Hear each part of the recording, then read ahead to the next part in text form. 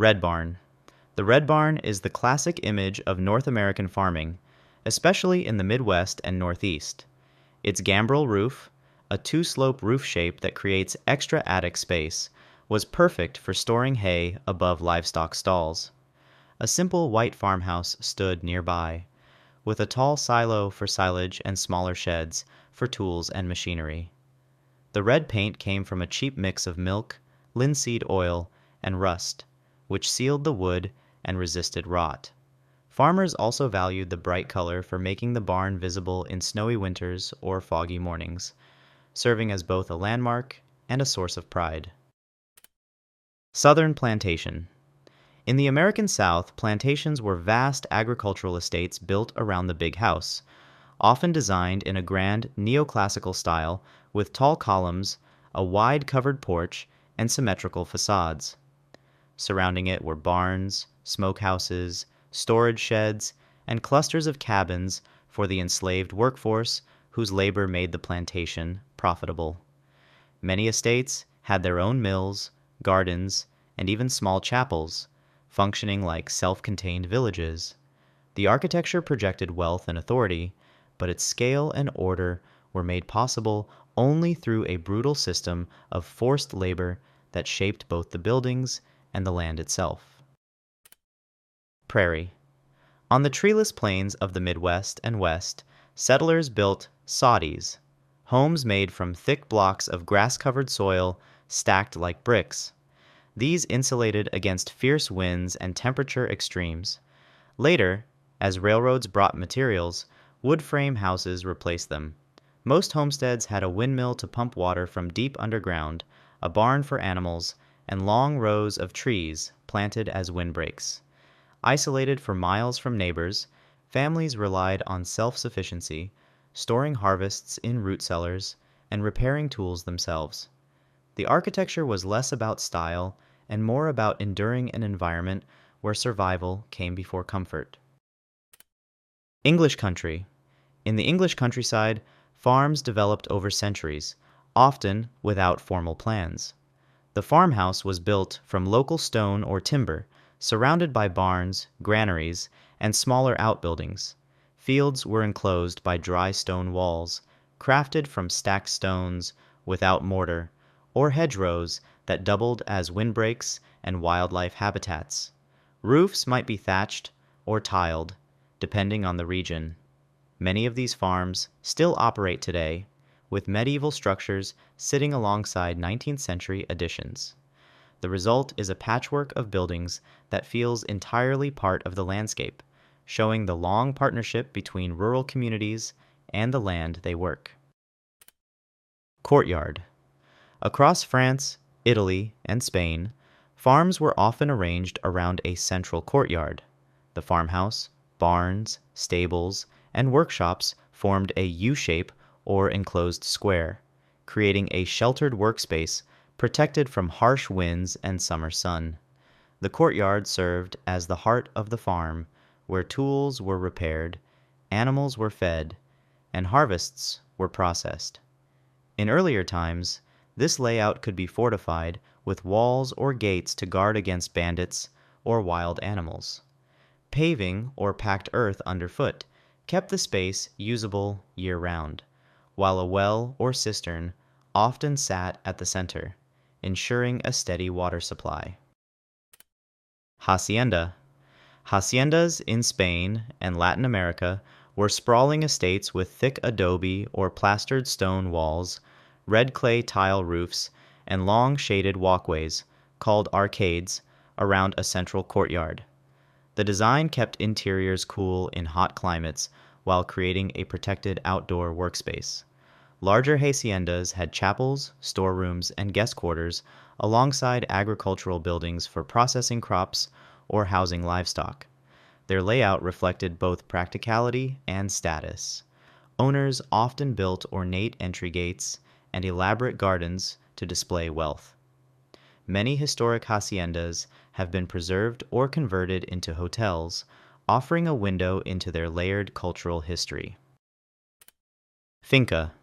In Colombia and Brazil's highlands, coffee farms, or fincas, are designed for both function and beauty. A brightly painted main house with wide wooden balconies overlooks the property, offering views of rows of coffee bushes contouring the hillsides. Large open-sided sheds are used for drying beans, while other structures handle washing, fermenting, and sorting. Buildings are often set on stilts for ventilation and drainage in the rainy season. During harvest, the finca bustles with workers moving between fields and processing areas, while the rich smell of drying coffee fills the air, creating a unique blend of agricultural industry and cultural tradition. Polder. In the Netherlands, farms were built on polders, land reclaimed from the sea and protected by dikes. A distinctive building type is the Staltboerderij, a tall, pyramid-shaped farmhouse where hay storage, animal stalls, and living quarters are all under one roof for stability on soft soil. Surrounding the farm is a precise grid of canals and drainage ditches, historically maintained by windmills and now by electric pumps. The integration of engineering and farming defines this style. The farm is not just a place to grow crops, but part of a larger, carefully managed water control system that has allowed Dutch agriculture to thrive for centuries. Bank barn. In hilly areas of Germany and regions settled by Germans in North America, farmers built bank barns into slopes so both levels could be entered at ground height. The lower level housed animals, whose body heat helped warm the structure in winter, while the upper level stored hay and grain. A ramp or earthen bank allowed wagons to unload directly into the loft.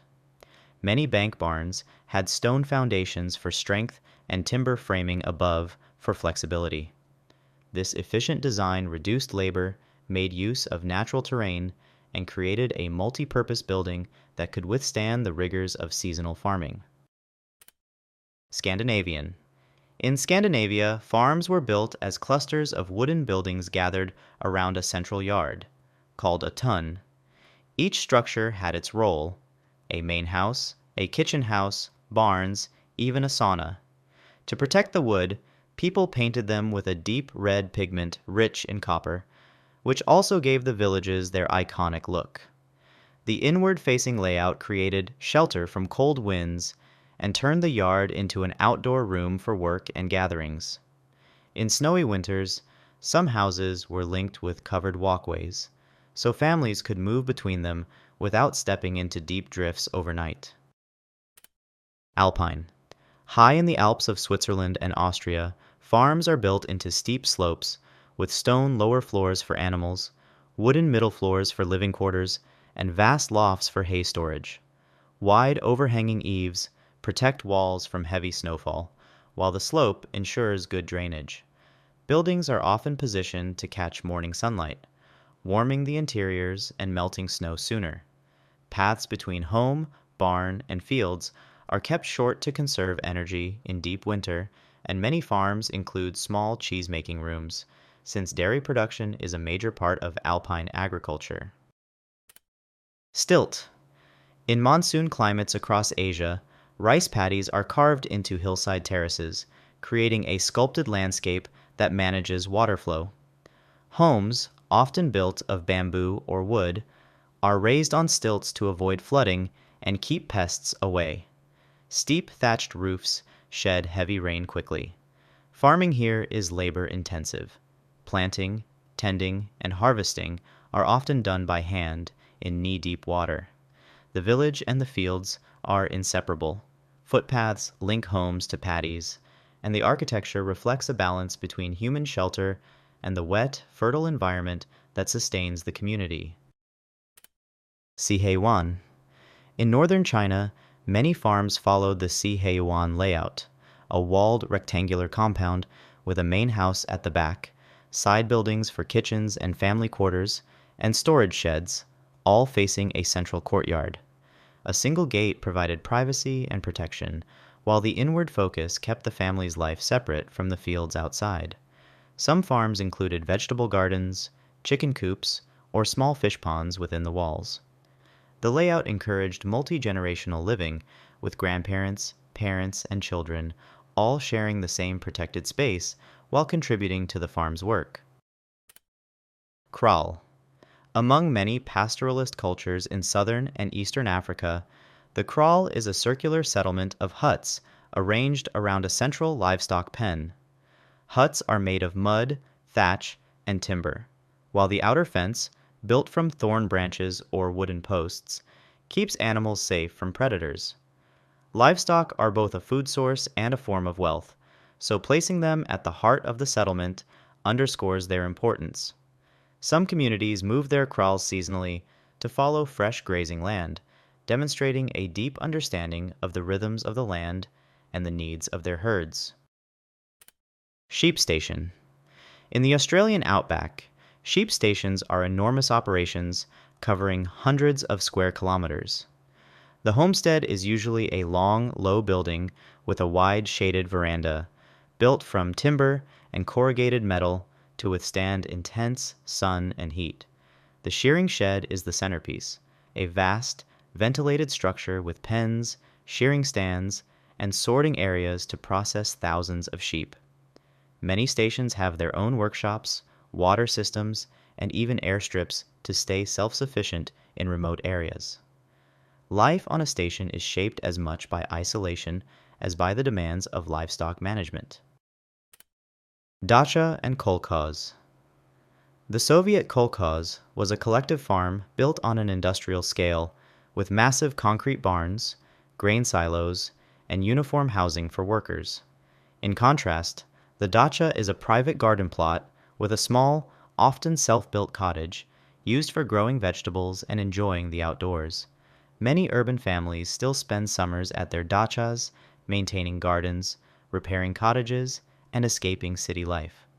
Together, kolkhozes and dachas represent two extremes in Russian rural life: state-run, large-scale production, and small-scale, personal cultivation.